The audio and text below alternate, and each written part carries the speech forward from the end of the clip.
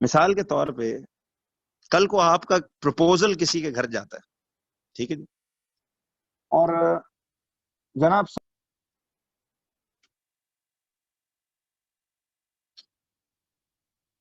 जरा देखें, अब मैं आपको ना बच्चों कल जो सारी स्टोरी सिखा चुका, आई होप अब तक ये, मुझे ईमानदारी से बताओ, रिफ्लेक्शन और रिफ्रैक्शन मुश्किल तो नहीं लगा? आसान लगा? नमाज की ब्रेक जी 5:30 हो जाएगी, अभी रुक जाइए। तब तक बहुत आसान है, अल्हम्दुलिल्लाह इजी लगा आपको, खुशी हुई मुझे। Total internal reflection. अब इसको समझने के लिए ना आप जरा एक मिनट ये एग्जाम्पल सुनिएगा, ध्यान देना बच्चों। ये फर्ज करो सी बेड है, समंदर की जमीन, और ये है water surface. This is the surface of the water. ठीक, अभी सुनना बात जरा पूरी, मत ड्रॉ करो, जस्ट वॉच, फिर स्क्रीनशॉट ले लेना। यहां बच्चों हमने ना एक, सपोज एक वाटर प्रूफ बल्ब यहां रख दिया, होता है ना वाटर प्रूफ बल्ब, ठीक, सुने, मत ड्रॉ करें। इस बल्ब से मुझे बताइए जरा, इस बल्ब से तो बच्चों हर डायरेक्शन में, क्या हर डायरेक्शन में इस बल्ब से लाइट रेज निकलेंगी? सुनना, जहां मसला हो बताना, रिपीट करने का। देखो, तो इस बल्ब से ना बहुत सारी लाइट रेज निकलेंगी। अब जरा सुनना, एक फर्ज करो लाइट रे यूं जा रही है, ठीक, मत ड्रॉ करो। एक लाइट रे फर्ज करो यूं जा रही है, एक लाइट रे फर्ज करो यूं जा रही है, एक लाइट रे फर्ज करो यूं जा रही है, ठीक, जरा सुनना, ध्यान दो। तो बेतहाशा लाइट रेज यूं जा रही हैं, ठीक है। मुझे एक बात बताएं, जरा इधर गौर से देखना आप, एवरीबडी जस्ट वॉच यार, ये लिखने वाली बात नहीं है, सुनने वाली है। अब मुझे ये बताओ कि ये इसका पानी का सरफेस है और ये उसका कौन है? ये नॉर्मल है, ऐसे ही है। और गौर कीजिए, ये, अच्छा ये रे कौन सी रे है बताओ? इज दिस इंसिडेंट रे या रिफ्रैक्टेड रे? विच रे? Incident ray. ये रे टुवर्ड्स द, तो this is incident ray, you all agree? Incident ray. ध्यान से सुनो, ये है एंगल ऑफ इंसिडेंस, ये है angle of incidence, agreed?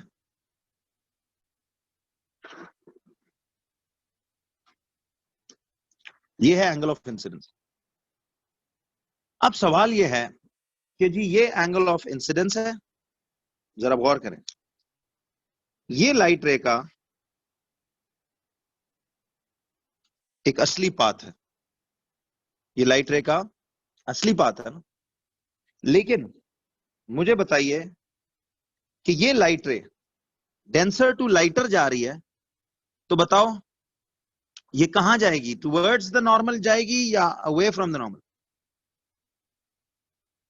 Away. तो ये लाइट रे सपोज ऐसे हवा में चली गई, क्या नहीं? तो असल रास्ता छोड़ के अवे चली गई। अब ये कौन सी रे है? ये रिफ्रैक्टेड रे है। तो इस पूरे को एंगल ऑफ रिफ्रैक्शन बोलेंगे ना, क्या ख्याल है? पुरानी बातें सुनते जाओ, एवरीबडी वॉच। फिर देखो, अच्छा तो ये एंगल ऑफ इंसिडेंस था, ये लाइट रे असली रास्ता छोड़ के अवे डिविएट होके इधर जाएगी, ठीक। अब ये जो अगली लाइट रे है, ये रे नंबर 2 जो है, ये सरफेस है और ये इसका नॉर्मल है, ठीक है। गौर कीजिए, अब ये इंसिडेंट रे है तो ये एंगल ऑफ, अच्छा इसको मैं थोड़ी देर के लिए I1 कह देता हूं और इसको I2। जरा बताना I2 की वैल्यू I1 से कंपैरेटिवली बड़ी होगी या छोटी? जी जी आ रहा हूं रैन, रुकना।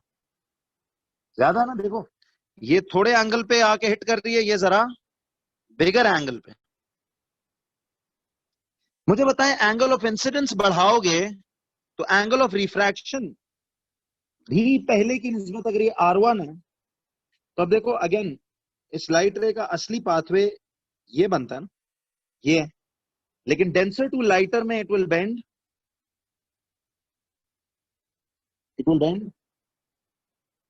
Away from the normal. क्या ख्याल है? एंगल ऑफ इंसिडेंस बढ़ेगा तो एंगल ऑफ रिफ्रैक्शन भी पहले की निस्बत, वो sine I over sine R से फॉर्मूला में निकालोगे तो R2 की वैल्यू बड़ी नहीं हो जाएगी। देखो ये लाइट रे थोड़े एंगल पे हिट कर रही है तो इसलिए रिफ्रैक्शन भी थोड़ी हो रही है। ये लाइट रे थोड़े ज्यादा एंगल ऑफ इंसिडेंस पे जा रही है तो ये जाहिर है ज्यादा एंगल ऑफ रिफ्रैक्शन भी तो बढ़ता जाएगा ना। जी जी ये शुरू कर रहा हूं, अब सुनो। अब बताओ, ये जो तीसरी रे है,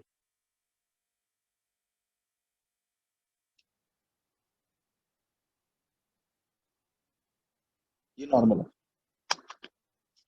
जरा बताइए, ये आपके पास एंगल ऑफ इंसिडेंस, जरा बताओ बच्चों, I3 I2 से भी बड़ा है या छोटा है? क्योंकि जरा और देखो, दूर जाके हिट कर रहा है तो I1 उससे बड़ा I2 उससे बड़ा I3। तो मुझे बताओ, जब I3 और बढ़ गया I2 की निस्बत तो एंगल ऑफ रिफ्रैक्शन भी और बढ़ जाएगा, यस और नो? और बढ़ जाएगा।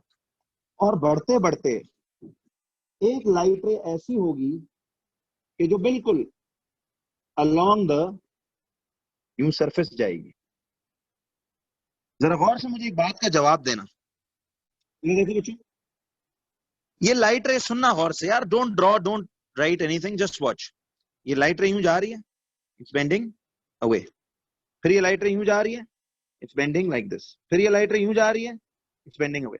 मुझे बताएं कि आपका एंगल ऑफ रिफ्रैक्शन बढ़ता जा रहा है, लाइट रे नॉर्मल से अवे अवे मजीद अवे जाती जा रही है, लेकिन इस पानी की सरफेस के करीब होती जा रही है या दूर होती जा रही है? बोलो। तो देखिए, लाइट रे जब इंसिडेंट ऐसे थी तो रिफ्रैक्टेड रे ऐसे जा रही है। जब इंसिडेंट एंगल और बढ़ा दिया, रिफ्रैक्टेड एंगल और बढ़ गया, लाइट रे नॉर्मल से मजीद अवे चली गई, लेकिन सरफेस के तो, पानी की सरफेस के तो करीब हो रही है ना। और जब और एंगल ऑफ इंसिडेंस बढ़ा दिया तो एक ऐसी रे होगी बच्चों जो बिल्कुल कह लो जिसकी रिफ्रैक्टेड रे along the surface of the water जा रही होगी। You all agree? ऐसी एक रे होगी ना इन सारी रेज में से, एक ऐसी रे भी होगी कि देखो एंगल ऑफ इंसिडेंस बढ़ता जा रहा है तो एंगल ऑफ रिफ्रैक्शन और बढ़ता जा रहा है। लाइट रे नॉर्मल से तो अवे एंड फर्दर अवे जाती जा रही है, लेकिन सरफेस के नजदीक होती जा रही है या दूर? नजदीक होती जा रही है।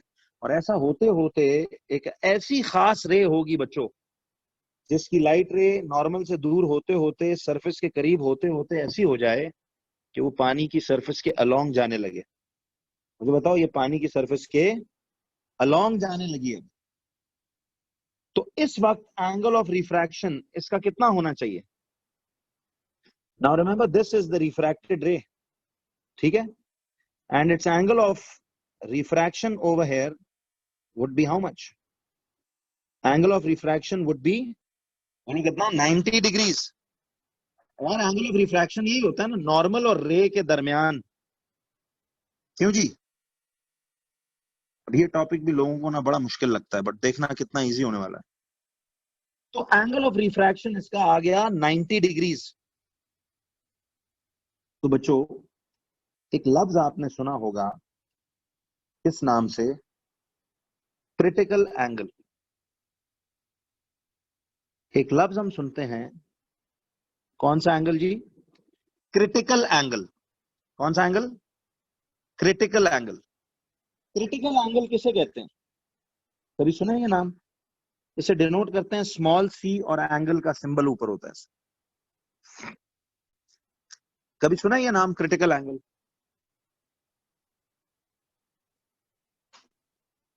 जी फोर्थ रे का बताता हूं। अच्छा अब बताओ, क्रिटिकल एंगल क्लियर कट याद रखो किसे कहते हैं। एक बात बताओ, क्रिटिकल एंगल कितनों को लगता है कि ये 90 डिग्री वाला एंगल ऑफ रिफ्रैक्शन, इसे शायद क्रिटिकल एंगल बोलते हैं? How many of you think ये?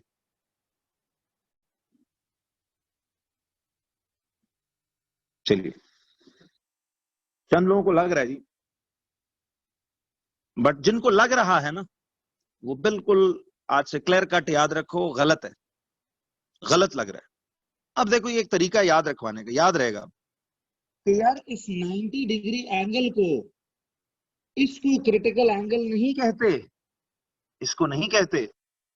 इस 90 डिग्री एंगल ऑफ रिफ्रैक्शन का जो कॉरेस्पॉन्डिंग एंगल ऑफ इंसिडेंस है, इस एंगल ऑफ इंसिडेंस को, इसको भैया कहते हैं कौन सा एंगल? इसको क्रिटिकल एंगल कहते हैं। ठीक है, इस रिफ्रैक्टेड एंगल 90 को क्रिटिकल नहीं, इसको तो एंगल ऑफ रिफ्रैक्शन ही कहेंगे आम लफ्जों में। बट उस एंगल ऑफ रिफ्रैक्शन 90 वाले के केस में वो जो उसका कॉरेस्पॉन्डिंग एंगल ऑफ इंसिडेंस था, इसको बच्चों क्रिटिकल एंगल माना जाता है। इसको मानते हैं क्या? बोलो, critical angle. You get it now? क्यों जी? तो angle of incidence is called critical, not the angle of refraction. But देखो, इस एंगल को एंगल ऑफ, इसको क्रिटिकल नहीं कहते, इसको क्रिटिकल नहीं कहते, क्योंकि इनका एंगल ऑफ रिफ्रैक्शन 90 नहीं है। जिस एंगल ऑफ इंसिडेंस के केस में एंगल ऑफ रिफ्रैक्शन 90 आए, उस एंगल ऑफ इंसिडेंस को क्रिटिकल एंगल बोलते हैं। जिस केस में एंगल ऑफ रिफ्रैक्शन 90 डिग्री हो, तो उस वक्त corresponding angle of incidence critical angle का टाइटल लेता है। जी लिखवाऊंगा, होल्ड ऑन। ये जी मैंने कब स्पीडे मारी, होल्ड करते हैं, पहले समझे। मैं चाह रहा हूं साइंस का कॉन्सेप्ट समझ आए, रटे नहीं हो। क्रिटिकल एंगल किसे कहते हैं बच्चों? It is the angle of incidence, it is the angle of incidence. ये डेफिनेशन 2 मार्क्स ही पूछता है। It is the angle of incidence for which the angle of refraction, it is the angle of incidence for which the angle of refraction is 90 degrees. So the angle of incidence for which the angle of refraction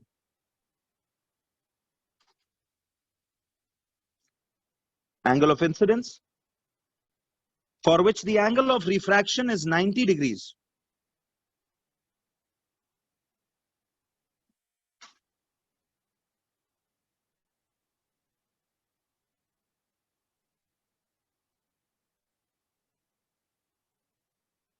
रुकना जरा, एक minute पहले इस पे जरा देखते हैं। अभी रुको, मैं इसकी अगली ड्राइंग बनाने वाला हूं। ये चौथी रे भी रहती है जी, अब समझ में आया? क्रिटिकल एंगल की डेफिनेशन मांगे तो लिखना है कि यार क्रिटिकल एंगल कौन है? वो angle of incidence, critical angle ये एंगल ऑफ इंसिडेंस है, ये वाला नहीं है। लेकिन निशानी इसकी है कि वो angle of incidence critical angle कहलाता है जिसका एंगल ऑफ रिफ्रैक्शन कितना हो? बोलो, 90 डिग्री। आई होप बच्चों मेरी आवाज आपको इरिटेटिंग नहीं लग रही, थोड़ा जज्बे से कर रहा हूं, इसलिए जरा चाह रहा हूं याद रहे। असल में ना मैं वो एकेडमी डेज मिस कर रहा हूं जब मैं जरा थोड़े वो जनाब जलसे वाला निजाम होता था।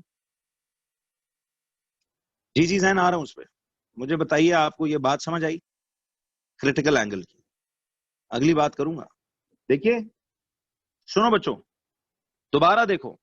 देखो, ये एक लाइट रे आ रही थी at a certain angle of incidence, तो लाइट रे असली रास्ता छोड़ के इस पे चली गई। ये इसका एंगल ऑफ रिफ्रैक्शन है। दूसरी लाइट रे का एंगल ऑफ इंसिडेंस I1 से बड़ा है, I2 is bigger than I1। तो इसका R1 से भी R2 बिगर होगा ना, क्योंकि जब एंगल ऑफ इंसिडेंस बढ़ा रहे हो तो एंगल ऑफ रिफ्रैक्शन भी तो वो sine I over sine R की कैलकुलेशन से बड़ा निकलेगा। चेक कर लें। तो लाइट रे ऐसे चलेगी। अब देखो, लाइट रे नॉर्मल से फर्दर अवे जा रही है, लेकिन पानी की सरफेस के करीब होती जा रही है। जी जी आ रहा हूं इसमें।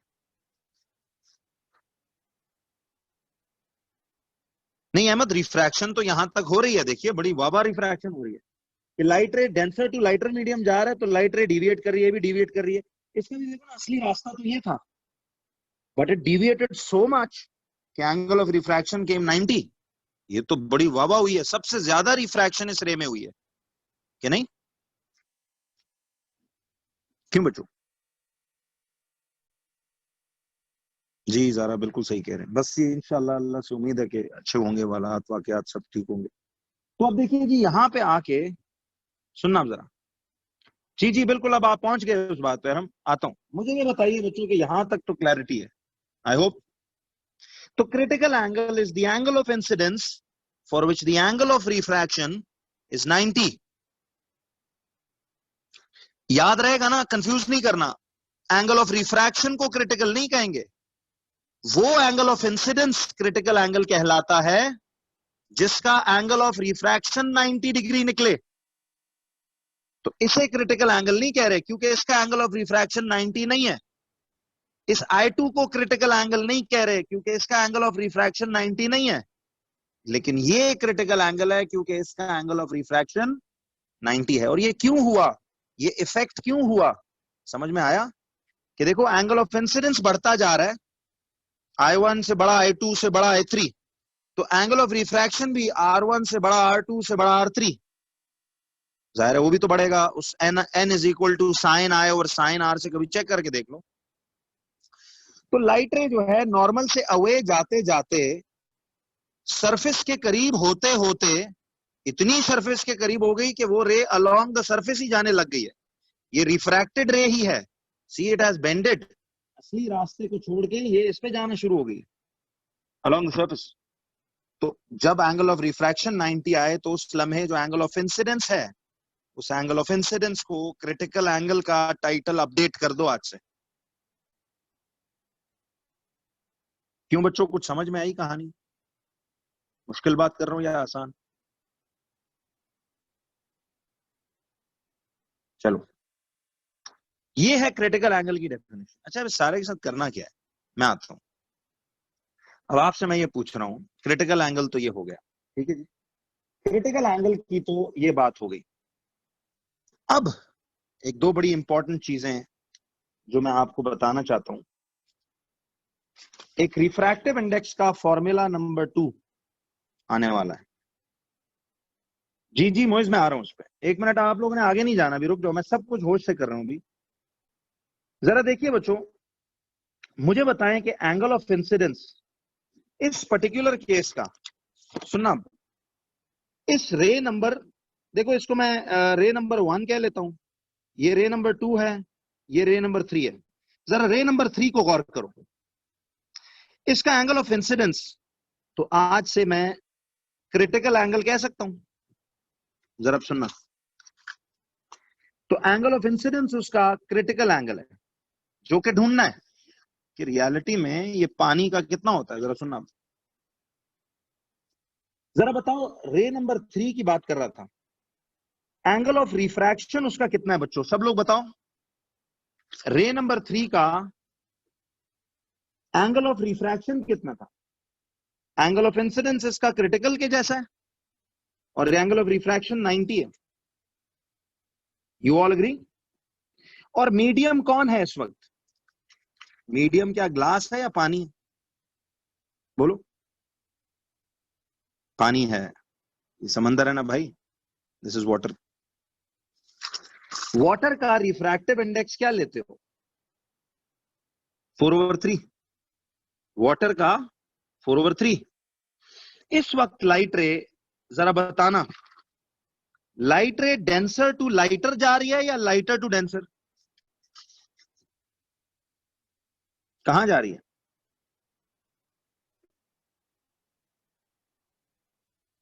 डेंसर टू, कहां जा रही है जी? Denser to lighter. अब सुने, डेंसर टू लाइटर। जरा बताएं, डेंसर टू लाइटर हो तो वो आर और आई वाली बात याद है? क्या फॉर्मूला लगेगा? N is equals to sine I over sine R, यही लगेगा। मैं आपको इधर एक प्रूफ देने वाला हूं फॉर एक और फॉर्मूला रिफ्रैक्टिव इंडेक्स।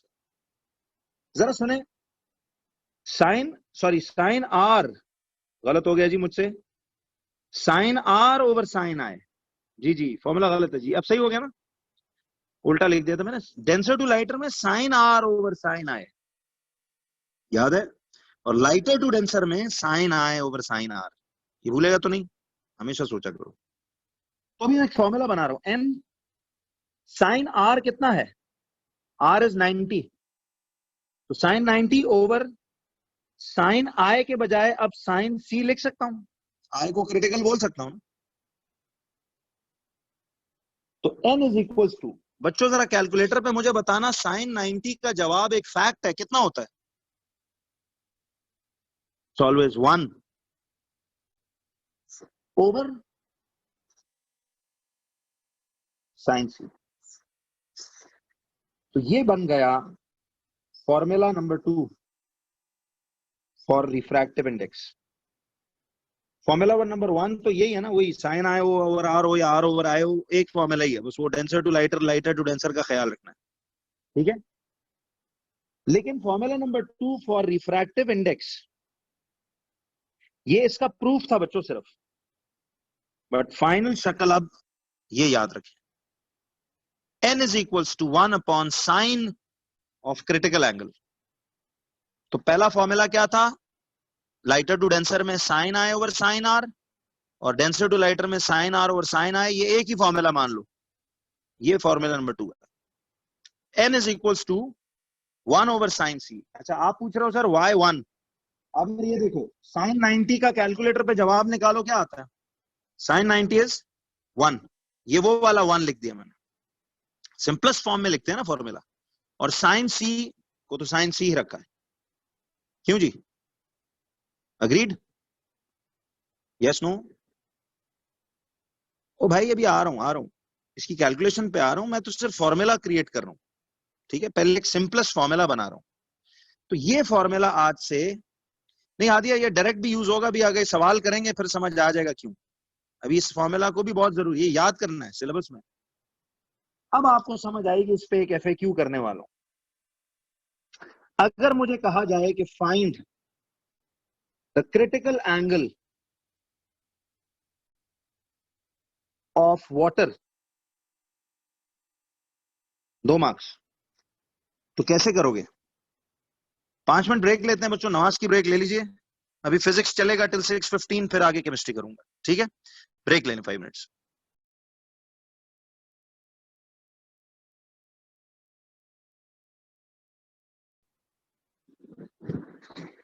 तो बच्चों हम लोग थे इस find the critical angle of water पे।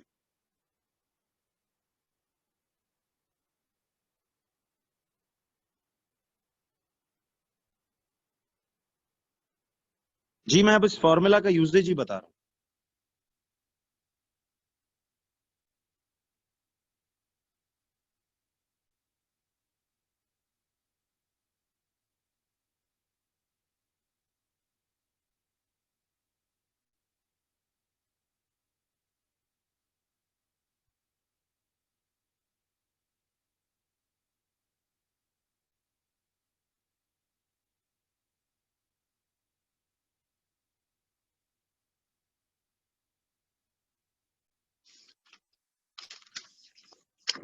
ये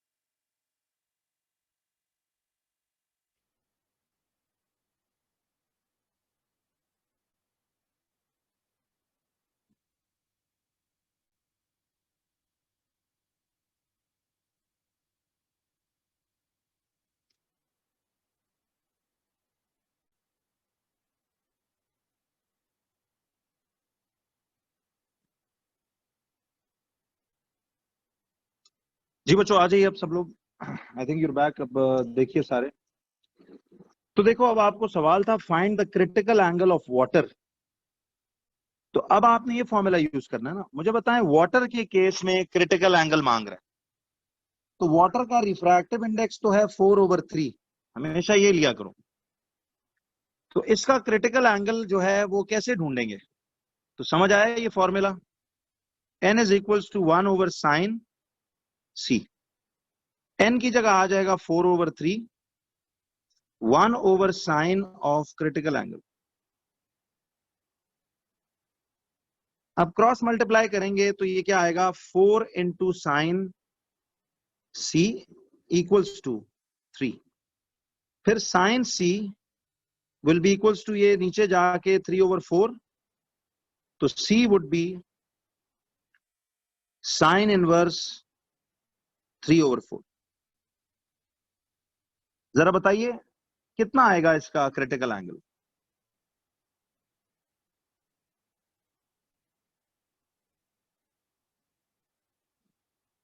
जी साहब, कैलकुलेटर पे करो जरा, कितना आता है? जी सही होगा फैजान, लेकिन जब एक फॉर्मूला सिंपलेस्ट शक्ल में आ गया तो इस सिंपलेस्ट शक्ल का एक मार्क है ना, तो फिर सिंपलेस्ट रखें। निकला उसी से ही है, बस डायरेक्ट याद करो। तो आपका आंसर आ रहा है 48 पॉइंट, कितना आ रहा है जी, 48.6 टू द होल नंबर। जरा राउंड करो, इससे कितना आ गया ये, 49 डिग्रीज। तो ये एक फैक्ट है, आज से ये एक फैक्ट है जिसे डायरेक्ट भी याद करोगे कि पानी का क्रिटिकल एंगल, दुनिया में जिधर भी चले जाओ पानी का क्रिटिकल एंगल, जैसे रिफ्रैक्टिव इंडेक्स पानी का हमेशा 4/3 है, ऐसा ही critical angle of water in case of water will always be 49 degrees. दोबारा सुन लो, एक बार रिपीट कर रहा हूं। फॉर्मूला समझ आ गया था सबको कि ये n इक्वल्स 1/sin c कैसे बना? देखो ये रे जो है, सुनना बच्चों, एक बार रिपीटर दे रहा हूं पूरा फुल फ्लेज, समझो कि देखो एंगल ऑफ इंसिडेंस बढ़ाते गए तो एंगल ऑफ रिफ्रैक्शन भी बढ़ता गया। ये लाइट रे रिफ्रैक्ट होते होते इतनी रिफ्रैक्ट हो गई कि एंगल ऑफ रिफ्रैक्शन 90 आ गया। तो उस लम्हे एंगल ऑफ इंसिडेंस जो होगा क्रिटिकल एंगल कहलाएगा और एंगल ऑफ रिफ्रैक्शन 90 होगा। मैं ये कह रहा था कि आपके पास एंगल ऑफ इंसिडेंस क्रिटिकल है, एंगल ऑफ रिफ्रैक्शन 90 है, रिफ्रैक्टिव इंडेक्स वाटर का 4/3 है। फॉर्मूला प्रूफ बना रहा हूं, डेंसर टू लाइटर, चूंकि लाइट रे इस वक्त पानी से एयर में जा रही है, डेंसर टू लाइटर जा रही है, तो फॉर्मूला क्या लगता है, साइन आर ओवर साइन आई। अब साइन आर था साइन ऑफ 90, सी 90 इधर आ गया, और साइन आई वॉज क्रिटिकल, वही आ गया। साइन 90 कैलकुलेटर पे 1 होता है, और साइन सी हो गया। तो ये फॉर्मूला नंबर 2 है फॉर क्रिटिकल एंगल। अब उसने कहा find the critical angle of water. तो वाटर का रिफ्रैक्टिव इंडेक्स 4/3, एन की जगह 4/3, 1/sin c। तो क्रिटिकल एंगल पानी के केस में रिफ्रैक्टिव इंडेक्स पानी का डालोगे तो पानी का क्रिटिकल एंगल निकलेगा ना। क्रॉस मल्टीप्लाई करो तो sine C into 4 equals to 3/1। Sine C 4 नीचे आएगा, साइन को इन्वर्स करके ये जवाब आ गया। क्यों जी, क्लैरिटी है रहीम? तो पानी का क्रिटिकल एंगल आज से याद कर लो, ये डायरेक्ट एमसीक्यूज में काम भी आएगा, 49 डिग्रीज है। असल में तो ये 48.6 है, बट होल नंबरों में बात कर लो, 49 डिग्री। यानी जी रहीम थैंक यू। ये जो, सुनो, ये जो पानी के केस में निकला, ये कितना निकला? फैक्ट है ये कि पानी का, दुनिया जहान के किसी पानी का सैंपल देख लो, उसमें क्रिटिकल एंगल यानी वो एंगल ऑफ इंसिडेंस जिसका रिफ्रैक्टेड 90 निकलता है, वो angle of incidence critical angle है जिसकी वैल्यू पानी में 49 डिग्री है। यानी अगर 49 डिग्री एंगल पे लाइट रे को थ्रो करो तो उसका एंगल ऑफ रिफ्रैक्शन हमेशा 90 निकलेगा। लाइट रे along the surface of the water जाना शुरू हो जाएगी। समझ आई? एयर का रिफ्रैक्टिव इंडेक्स नहीं होता जी, पानी या ग्लास का होता है। बट ऑब्वियसली एयर में ही जानी है चीज। देखिए 48.6 भी एग्जैक्ट वैल्यू है, बट हमें इसे कोर्स में 49 मानना हुआ है इस लेवल पे। जैसे देखो जी की वैल्यू, ग्रेविटेशनल एक्सेलरेशन की असल वैल्यू है उसमें 9.81 पढ़ोगे, यहाँ 10 लेते हो अर्थ में, तो यार राउंडेड वैल्यूज ली जाती। जी होता है जी, बिल्कुल आऊंगा, पहले तो ये समझो, होल्ड ऑन। अब बच्चों जरा मुझे एक FAQ नंबर नेक्स्ट देखिए कि find the critical angle of glass. जरा ये करें, find the critical angle of glass. जी फैक्ट की वर्डिंग्स लिखवाता हूं बाद में, जरा पहले ग्लास का निकाल लो। ये जी पुराना पेज,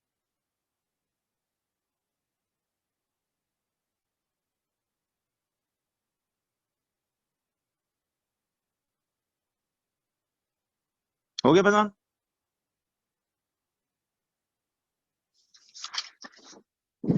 ये जी डायग्राम है उसका। अभी आप ये सवाल भी करो अटेम्प्ट पहले।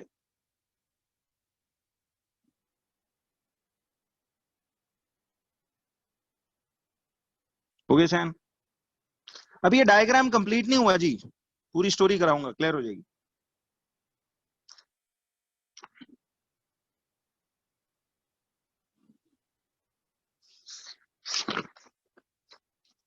जी रायन याद भी करना है और ये कैसे निकाले वो भी देखना है।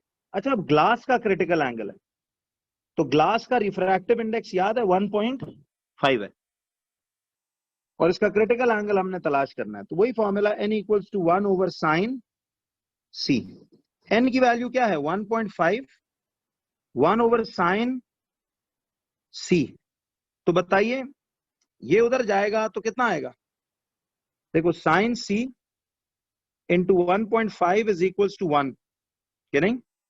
फिर sin c would be equals to 1/1.5, फिर c would be sin inverse 1/1.5। तो c की वैल्यू कितनी आती है बताना? 41 पॉइंट समथिंग आ रही है ना?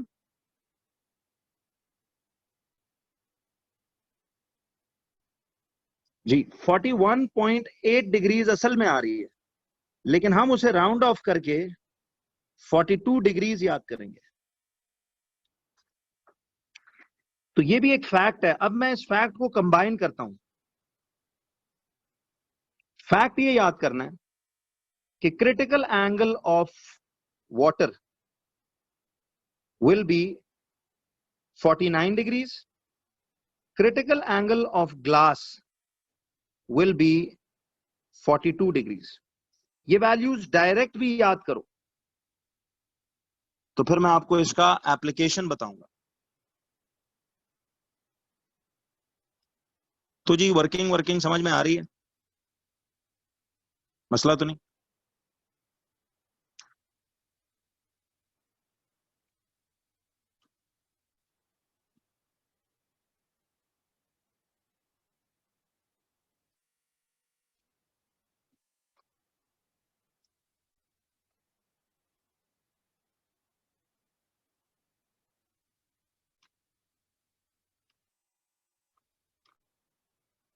जी बच्चों रुकना, अभी जो आप सवालत करो काफी तेजी से स्क्रॉल हो रहे हैं, मैं 1 मिनट कराता हूं।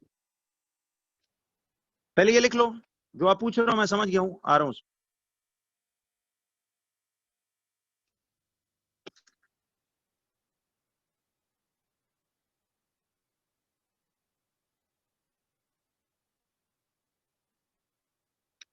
जी राफे, यही वाली वैल्यूज लेना, राउंडेड वाली, थोड़ी सी तो राउंडिंग है। अच्छा बच्चों अब सुनो, देखिए लिसन, यहां तक क्लैरिटी है? कोई मसला?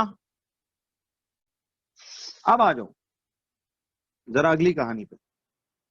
Everybody again stop writing and watch, फिर मैं आपको इसको और आसान करता हूं। देखो बात जरा इंपॉर्टेंट है, ध्यान दीजिए, लिखना छोड़ो।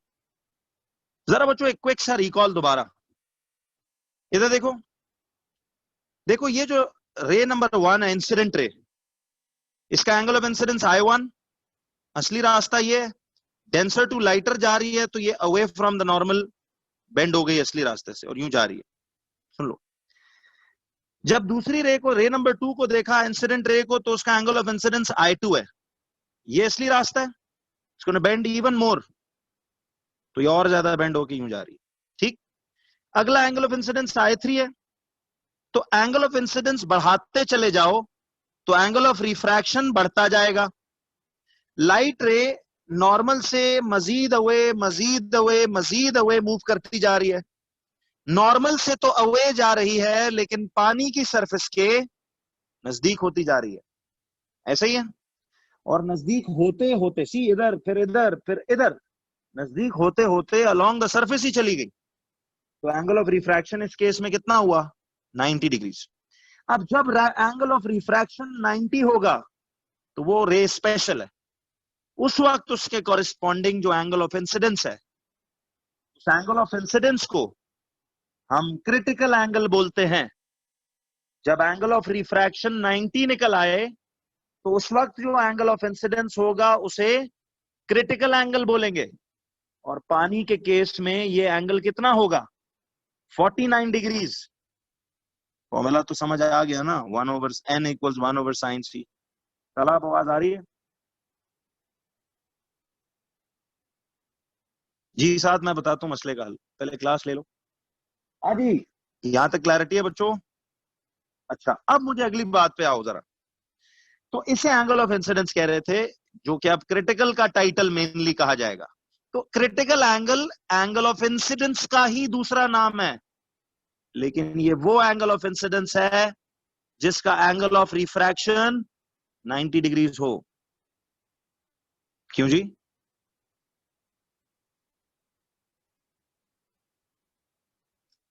तो बच्चों यहां तक अब क्लैरिटी हो गई ना? सी 3-4 बार रिपीटर दे दिया मैंने, आई होप अब क्लियर है। तो ये रियलिटी में ऐसा होगा कि लाइट रे ऐसे एंगल पे, अगर अब सुनो, अगर आप पानी में से ना लाइट रे को एंगल ऑफ इंसिडेंस 49 डिग्री रखवाएं तो उसकी लाइट रे, जो रिफ्रैक्टेड लाइट रे है, वो हमेशा along the surface of the water जाएगी, रिफ्रैक्ट होके हवा में नहीं जाएगी इनकी तरह, बल्कि अलोंग द सरफेस जाएगी। ये ले जी फैक्ट।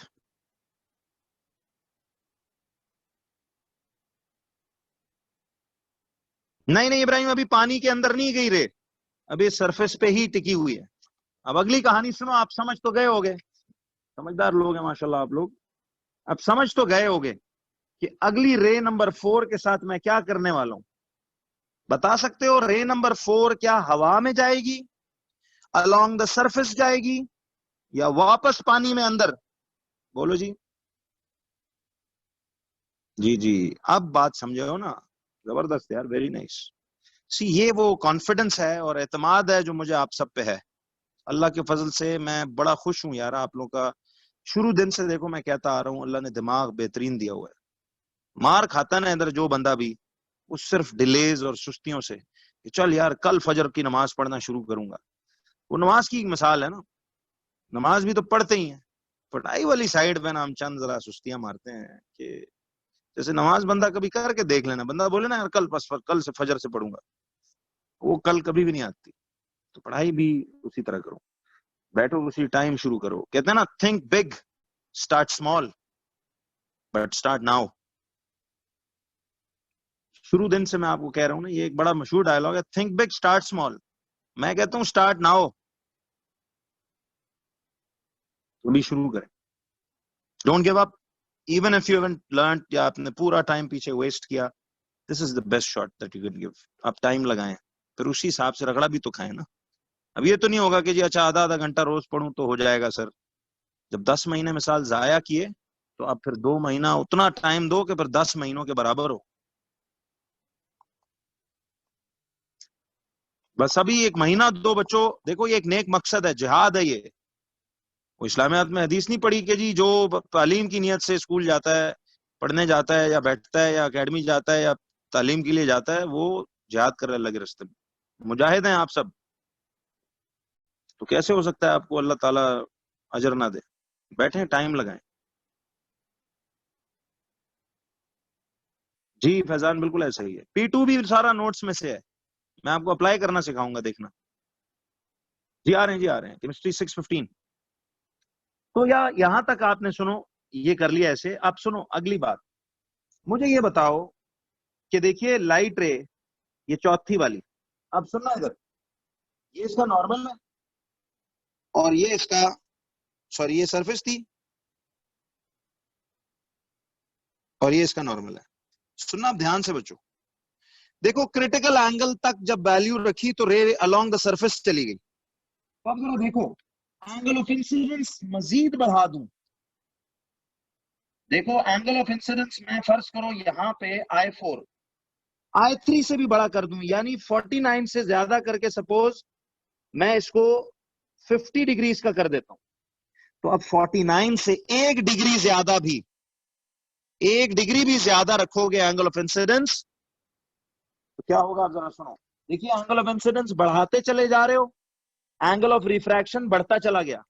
लाइट रे नॉर्मल से अवे अवे अवे मजीद अवे जाते जाते अलोंग द सरफेस की नौबत आ गई है। तो अब सुनो जी महद, इसमें मुझे याद कराना, बाद में आपको बड़ा जबरदस्त एक आंसर दूंगा, आपको मजा आएगा सुन के। कि ये जो एंगल ऑफ इंसिडेंस है, सुनो, ये जो एंगल ऑफ इंसिडेंस है, ये महद आपने लाजमन मुझे किसी ब्रेक में याद कराना है सवाल का, मैं आपको इंशाल्लाह इस पे जवाब दूंगा। अब देखिए जी, ये एंगल ऑफ इंसिडेंस जो है ये क्या है, 50 डिग्री। आप जरा एक मिनट सुनना, नहीं नहीं आदि ये वजह नहीं है, वो और वजह है, बताऊंगा। वो तो आम रिफ्लेक्शन है, जो सूरज की रोशनी आके आपके मुंह को टकरा रही है, मुंह से पानी पे जा रही है, पानी से रिफ्लेक्ट बैक कर रही है, वो तो हवा में हो रहा है। ये तो पानी के अंदर हो रहा है, डेंसर मीडियम में। आ रहा हूं इस पे। जी बिल्कुल बिल्कुल। अब मुझे बताओ, देखो लाइट रे, रिफ्रैक्टेड लाइट रे अवे जाते जाते अलोंग द सरफेस चली गई। तो अब अगर आप एंगल ऑफ इंसिडेंस थोड़ा सा भी बढ़ा देंगे, तो लाइट रे अब हवा में नहीं जाएगी, अलोंग द सरफेस नहीं जाएगी, बल्कि वापस सारी की सारी लाइट रे उसी एंगल पे, देखो ना ये लाइट रे असल में क्या कर रही है, सी नॉर्मल से अवे और अवे अलोंग द सरफेस। तो अब यही बारी बनती है ना कि लाइट रे जाए और इस पॉइंट पे टकरा के, हालांकि ये मिरर नहीं है, लेकिन वापस ये टकरा के बाहर हवा में रिफ्रैक्ट ना हो, बल्कि टोटली इंटरनली वापस पानी में रिफ्लेक्ट हो जाए। तो ये अब रिफ्रैक्टेड रे नहीं है, अब ये रिफ्लेक्टेड रे है। देखो ये मैं कंफ्यूजन नहीं कर रहा हूं, सुनना, ये टोटल इंटरनल चैप्टर रिफ्रैक्शन का है। तो ये रे नंबर 1 रिफ्रैक्ट हो रही है, रे नंबर 2 रिफ्रैक्ट हो रही है, रे नंबर 3 रिफ्रैक्ट हो रही है, लेकिन रे नंबर 4 रिफ्रैक्ट नहीं हो रही, बल्कि क्या हो रही है, रिफ्लेक्ट हो रही है वापस। आप पूछ रहे हो सर क्यों, तो पूरा डायग्राम उसका जवाब है ना। देखें, जब एंगल ऑफ इंसिडेंस थोड़ा था तो लाइट रे रिफ्रैक्ट हुई हवा में, जब एंगल ऑफ इंसिडेंस थोड़ा बढ़ा दिया तो लाइट रे, एंगल ऑफ रिफ्रैक्शन और बढ़ गया, लाइट रे और रिफ्रैक्ट हुई। जब एंगल ऑफ इंसिडेंस 49 डिग्री पे ले आए, तो ये वो स्पेशल केस है कि एंगल ऑफ रिफ्रैक्शन इसका 90 हो गया। देखो रिफ्रैक्टेड रे पे गौर करो, जैसे जैसे एंगल ऑफ इंसिडेंस बढ़ रहा है वैसे वैसे एंगल ऑफ रिफ्रैक्शन बढ़ रहा है। लाइट रे नॉर्मल से अवे जाती जा रही है और ऐसी हद आ गई है कि अलोंग द सरफेस। तो अब जब इसके बाद एंगल ऑफ इंसिडेंस थोड़ा सा भी बढ़ा दिया, तो उस रे को क्या करना चाहिए, उसी एंगल पे। तो अगर आपका एंगल ऑफ इंसिडेंस 50 था, तो एंगल ऑफ रिफ्लेक्शन भी इसका 50 डिग्री ही होगा। वो तो लॉ ऑफ रिफ्लेक्शन याद है ना, क्यों जी। तो ये रे रिफ्लेक्टेड रे होगी, यानी ये लाइट रे वापस उसी एंगल पे अब हवा में नहीं आएगी, रिफ्रैक्ट नहीं होगी, बल्कि रिफ्लेक्ट हो जाएगी। और एंगल ऑफ इंसिडेंस और एंगल ऑफ रिफ्लेक्शन इक्वल होगा। अब सुनो, यानी अब यही पानी की सरफेस बिल्कुल एक मिरर की तरह क्या करने लग गई है, इंटरनली मिरर की तरह बिहेव करने लग गई है। बाहर की बात नहीं कर रहा हूं, अंदर। अब बताता हूं, देखिए आप जब इधर आंख रख के देखोगे तो आपको ये लाइट बल्ब इधर नजर आएगा, क्योंकि ये रिफ्रैक्टेड आंख में आ रही है। ये इधर आंख रखोगे तो इधर भी आपको यूं फील होगा जैसे बल्ब पानी के अंदर है। इवन इसके अलोंग द सरफेस आंख रखोगे, आपको लगेगा पानी की सरफेस चमक रही है, बल्ब आपको यूं लगेगा पानी की सरफेस पे है कहीं। लेकिन अब अगर आप इधर आंख रख लो तो रे नंबर 4 की जगह आपको लाइट रे, चूंकि अब आंख में नहीं आ रही, वापस सारी की सारी रिफ्लेक्ट बैक कर रही है पानी के अंदर ही। तो इस वाली आंख को ये बल्ब पानी में पड़ा हुआ दिखाई, ये बल्ब पानी में पड़ा हुआ दिखाई नहीं देगा। आते हैं इस पे।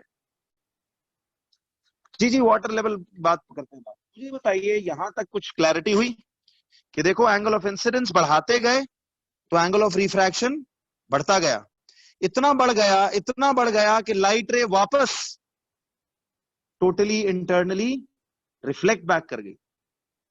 Do you all agree with this? क्यों जी? तो अब एक सेकंड सुनो, टोटल इंटरनल रिफ्लेक्शन की एक डेफिनेशन आपने याद रखनी है। टोटल इंटरनल रिफ्लेक्शन, इसकी डेफिनेशन जरा पहले 1 मिनट सुन लो सारे, डायग्राम से कैसे याद रखेंगे।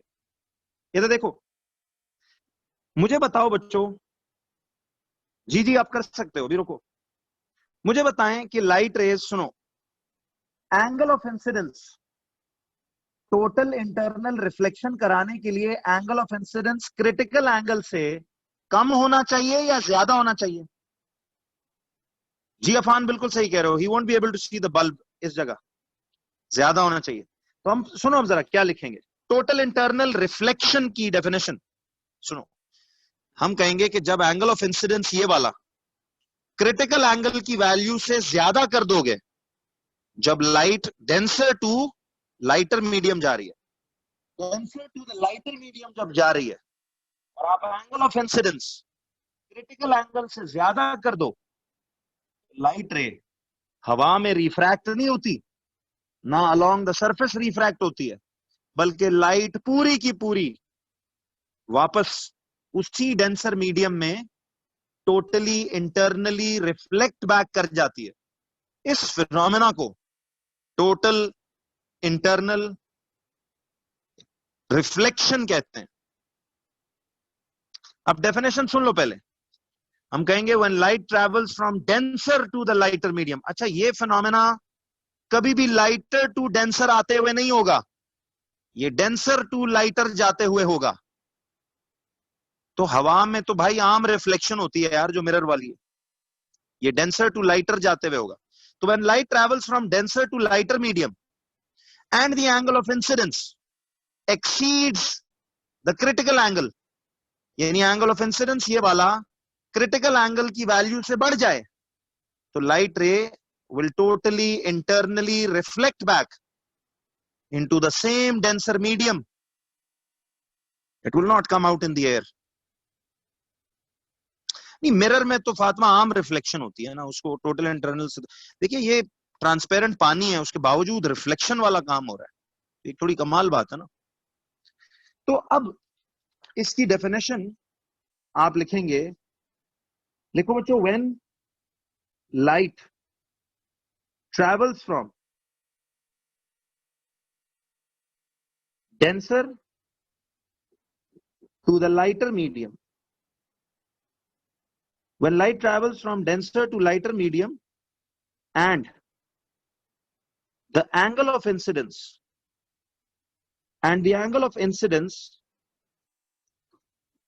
exceeds the critical angle, and the angle of incidence exceeds the critical angle, तो लिखें then the light is totally internally reflected back into the denser medium. This phenomena is called total internal reflection.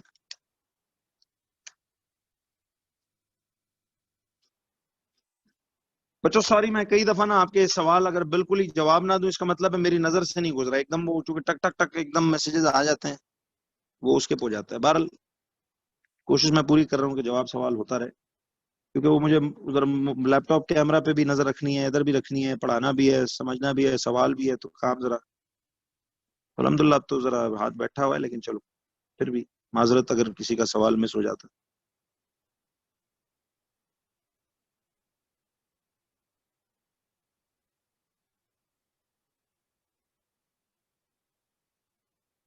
तो यहाँ denser medium लेके ना फिर लिखो this, चलें छोड़े फिनोमेना को, लेकिन this is called total internal reflection.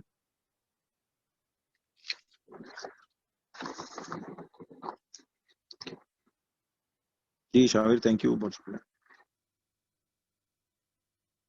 देखिए बच्चों, यहां तक कुछ समझ में आ रही है सबको?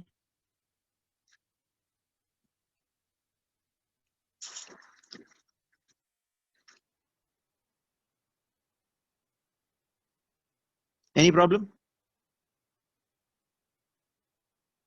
हाँ मुस्तफा, जरूरत नहीं है वैसे, मीडियम तक डेफिनेशन ठीक है। This is called total internal, सही है।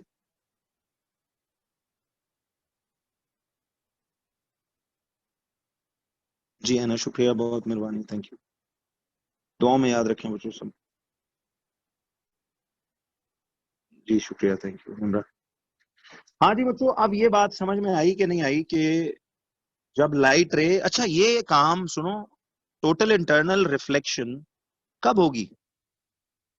हर जगह होगी या सिर्फ डेंसर मीडियम के अंदर? बोलो। सिर्फ डेंसर मीडियम के अंदर। जब लाइट डेंसर से, देखो ये हरकत, अच्छा जो आम हवा में शीशे में रिफ्लेक्शन दिखती है वो तो आम रिफ्लेक्शन है, वो तो सबको पता है। ये एक निराली बात है कि यार ये पानी की सरफेस शीशा नहीं है, बट आपको पता है इस जगह पे ये बिल्कुल शीशे की तरह बिहेव कर रही है। यानी अगर आप आंख इधर रखें ना, तो आपको यूं महसूस होगा जैसे बल्ब इधर कहीं है, वो बल्ब जो इधर पड़ा हुआ है वो आपको ऐसे हवा, पानी की सरफेस वहां क्या करती है, रिफ्लेक्टेड रे को बैकवर्ड प्रोसीड करती है ना, तो इस जगह पानी की सरफेस बिल्कुल शीशे की तरह बिहेव कर रहा है अंदर।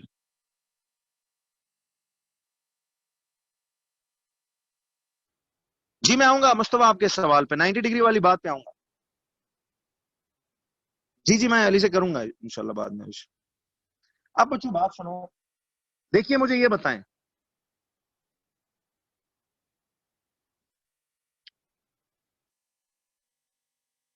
जी फातिमा बताऊंगा इसमें। अच्छा बच्चों अब आओ कि देखो लाइट रे ऐसे आगे टकराई, किसी को बच्चों ये दोबारा एक्सप्लेनेशन चाहिए? बताइए, मैं एक्सप्लेन करता हूं। तो ये चैप्टर इसलिए मैंने एंड पे रखे थे यार, ये बहुत आसान काम है, अभी सीख के अभी याद रख लो, बस बाद में क्लास के बाद एक 15-20 मिनट रिवीजन देनी है।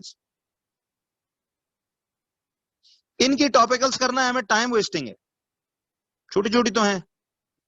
थोड़ा सा इस बार हालात अब नॉर्मल है इसलिए भी कह रहा हूँ, दूसरा कोई प्रॉब्लम नहीं। I assure you direct yearlies would be more than enough. Yearly में वही टॉपिकल के ही सवाल है ना, कहने का मकसद ये।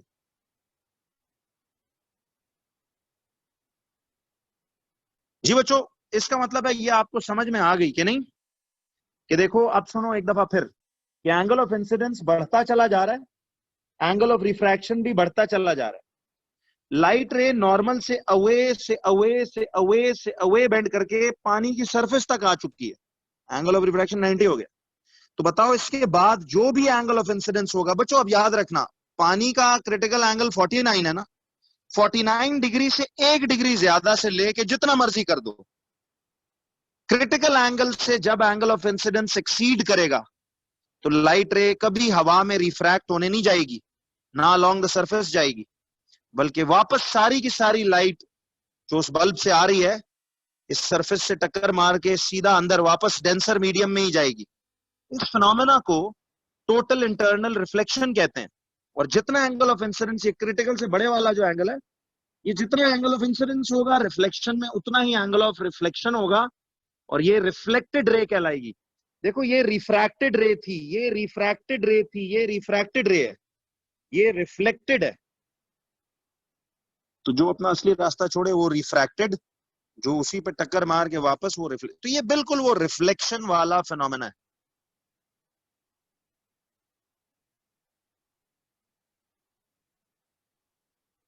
जी मुस्तफा आऊंगा इसमें, 1 मिनट, ये सवाल आगे आने वाले हैं। अच्छा जी, ये बच्चों मुझे बताइए कि आपको कुछ कहानी की समझ में आई है यार बात? ऑनेस्टली बताइए, ये कुछ क्लैरिटी हुई सबको? तो अब मैं आपके लिए इस बात को और इजी कर देता हूं, सुनना कि इस पे सवाल क्या आएंगे। इन सवाल की बुनियाद बताता हूं। तो ले जी, काम बिल्कुल अब पप्पू होने वाला है, जरा सुन लो।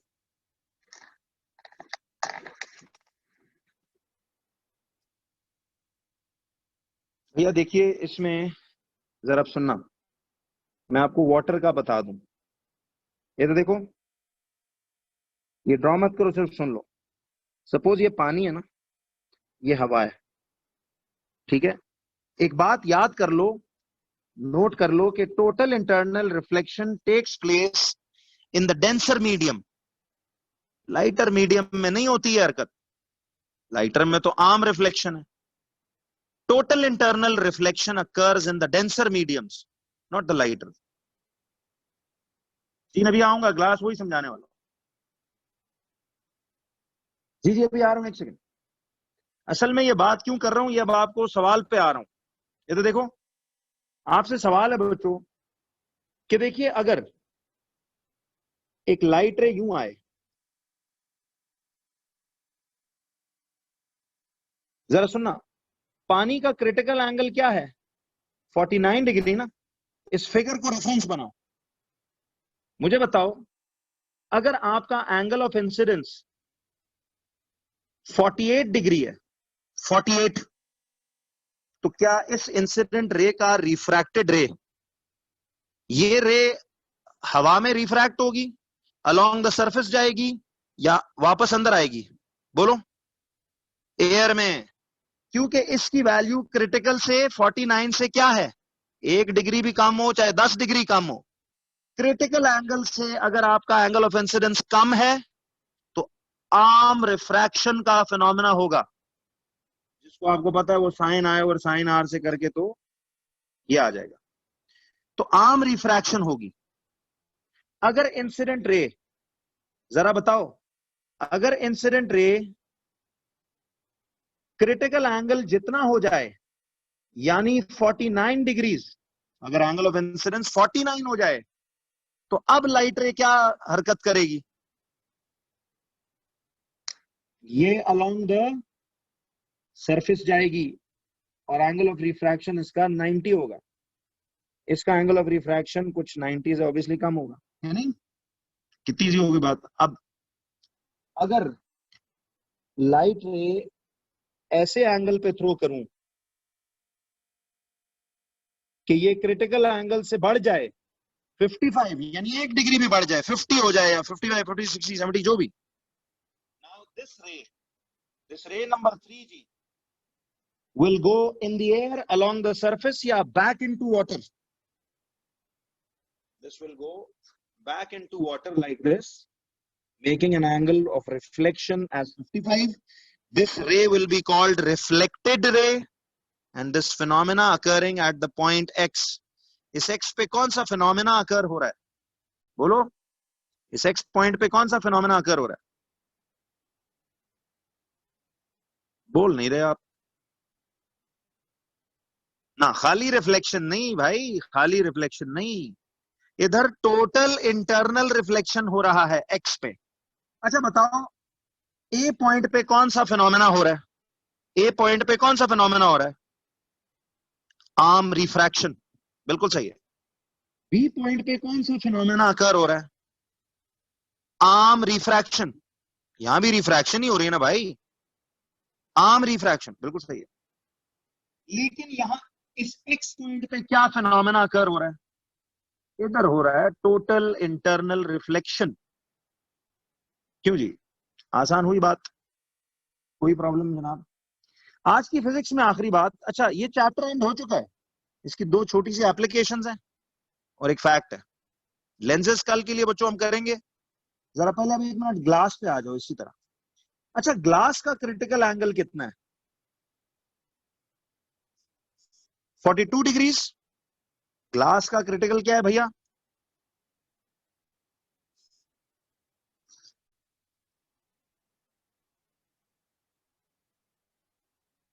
जरा आप ग्लास के लिए भी तो समझ लो, मत बनाए, सुन ले सिर्फ।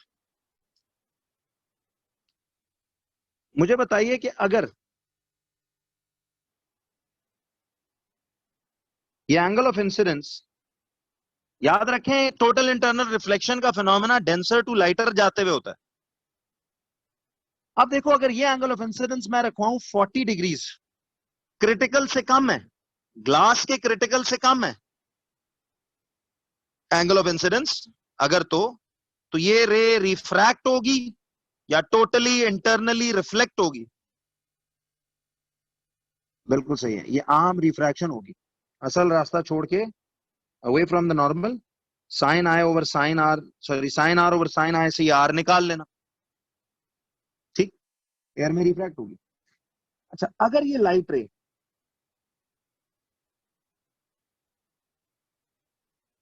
एग्जैक्ट 42 डिग्री पे जाके हिट कराऊं, तो ये भी रिफ्रैक्ट होगी या टोटली इंटरनली रिफ्लेक्ट होगी? जी, ये रिफ्रैक्ट ही होगी अलोंग द सरफेस, और इसका एंगल ऑफ रिफ्रैक्शन 90 आ जाएगा। ये तो बगैर कैलकुलेट किए पता है क्या नहीं? तो क्रिटिकल एंगल के बराबर वैल्यू पे एंगल ऑफ इंसिडेंस हुआ तो लाइट रे अलोंग द सरफेस जाएगी। और अगर ये क्रिटिकल से, सपोज मैं इसको 43 डिग्री रख दूं, 1 डिग्री भी बढ़ा दूं, 43, 44, 45, 50, 60, 70, 80, कुछ भी, क्रिटिकल से अगर एंगल ऑफ इंसिडेंस क्रिटिकल की वैल्यू से बड़ा है, तो लाइट रे वापस, ये ग्लास सपोज जरा दूर इलाके तक बना लेते हैं, चलो, ये लाइट रे वापस उसी 43 पे अगर इंसिडेंट हुई है, तो 43 पे ही वापस टोटली इंटरनली रिफ्लेक्ट बैक करके ग्लास में ही चली जाएगी, हवा में नहीं आएगी। तो which phenomena has occurred at the point A? बोलो। Refraction. Which phenomena occurs at B? Refraction. Which phenomena occurs at C? Total internal reflection. Clear हो गया? तो ये वैल्यूज अब समझ आई क्यों याद करना जरूरी है। ये एमसीक्यू थ्योरी में बड़ी हेल्प करेगी यार। ये ऑप्टिक्स वेव्स और थर्मल के तो क्वेश्चन मैं एक दफा डिस्कस करूंगा आपसे, आपको उसका अगर मगर सब समझ आ जाना है। ये तो रोला ही कोई नहीं भैया, बार बार कह रहा हूं, सेक्शन ए सेक्शन ई 90% पर्चा सेक्शन ए सेक्शन ई पे बनता है, देख भी लिया होगा। अगर जिन्होंने, आपने जरा ईमानदारी से बताइए, पर्चे देखे हैं तो आपने नोटिस किया उसमें कितने सवाल हैं यार। सेक्शन ए और सेक्शन ई भरा पड़ा है, इसीलिए मैं पहले वो दो कराता हूँ। और वो दो एक नियत इससे भी है कि आगे लेवल्स में ये दो सेक्शंस स्कूलों में नहीं सही कराए जाते, बहुत स्पीड लगाते हैं, स्पेशली इलेक्ट्रिसिटी मैग्नेटिज्म पे। तो बच्चों, ये आज की तो स्टोरी यहां पे मैं एंड करता हूं। अच्छा, इसमें एक छोटा सा टॉपिक आखिरी रह गया है, applications of total internal reflection. नहीं, ब्रेक ब्रेक कोई नहीं, जो बस 2 मिनट का सांस है शिफ्टिंग में। केमिस्ट्री का बच्चों आज सबसे खतरनाक चैप्टर मोल्स जनाब शुरू होने वाला है, और आप देखिएगा, आपको मजा आएगा। एक दफा दुआएं देंगे आपके, यार मोल्स किसी ने आसान किया आपके लिए। इस चैप्टर का मैं बड़ा इंतजार कर रहा होता हूँ ताकि ये जो है ना आपका सामने आए। तो लेट्स बिगिन दैट, ठीक है जी।